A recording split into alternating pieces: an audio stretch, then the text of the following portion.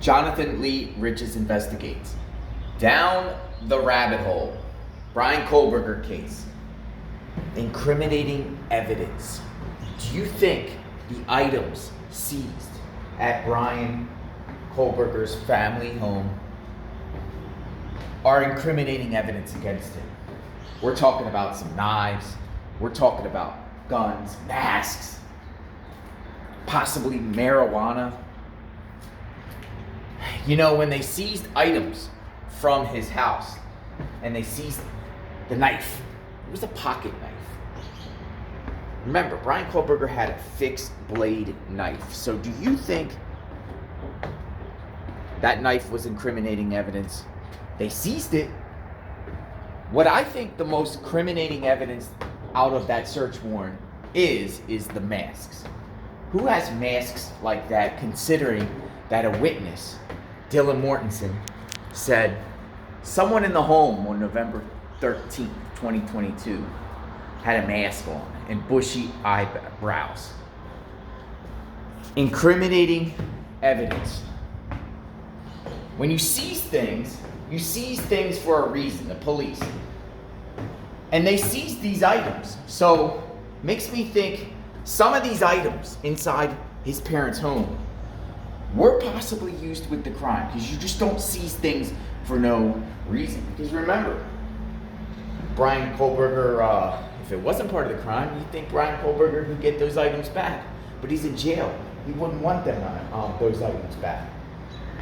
But what got them to seize those items? You know, the police and authorities searching his home, they're looking for something specifically.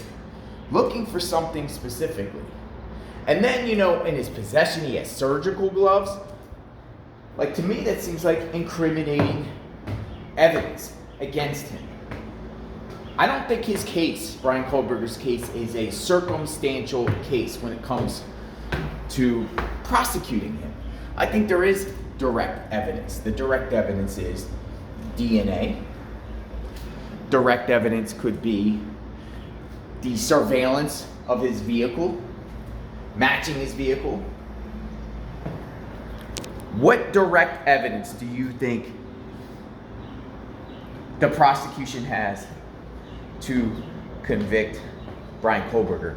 Unless you think none of the evidence seized at his house has anything to do with Bryan Kohberger's case and it's irrelevant and it won't be admissible in court. It makes me wonder because I am following this case, and yeah, it makes me wonder what actual evidence they have. But it seems like as weeks pass by and more information comes out to light, it paints a picture of guilt for Bryan Kohberger. I don't think the affidavit of probable cause is flimsy. I think they got him. They got him. Now, the question is, how about any of that evidence? Notice any of the evidence that they've been taking from Bryan Kohberger doesn't point to other people or accomplices or co-defendants. It's all about him. Unless these knives and guns and gloves belong to somebody else, and Bryan had them in his possession. It's a possibility, right? Maybe there's others involved that we don't know about. Lack of information leads to speculation. Subscribe to my channel, hit the notification button. I am covering the Moscow, Idaho case. Doing a little workout this morning, traveling, going back and forth. Down the rabbit hole. What's your thoughts on some of the new evidence that has been released to the public that they seized from Bryan Kohberger's parents' home? We'll talk soon. Everyone be safe. Justice for the victims and their families.